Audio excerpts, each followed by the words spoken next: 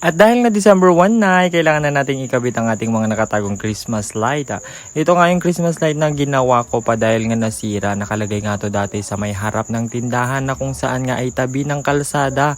Kaso nga lang hindi ko alam kung anong nangyari, pero ang alam ko doon ay sinira ng kung sino man. Kasi nung bagyo ay tinanggal natin yan, gumana pa at naikabit ko pa. Ngayon nga ay tinanggal ko ulit dahil nga hindi na siya sumisindi dahil naputol. At dahil sa kalikutan ng ating pag-iisip ay naikabit din natin siya at napailaw natin ulit.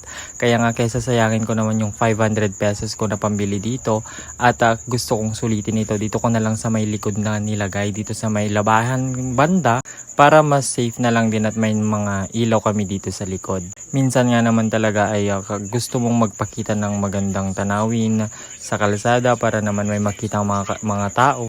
Ngunit sa kasamaang palad nga ay nasira ito kaya naman itinago ko na lang dito sa may likod. Di bale kami na lang din ang makakakita. Hindi mo talaga matatanggal yung mga ganyan na may mga maninira or whatever. Pero lesson learned na lang din na kung kailangan itabi, itabi na lang.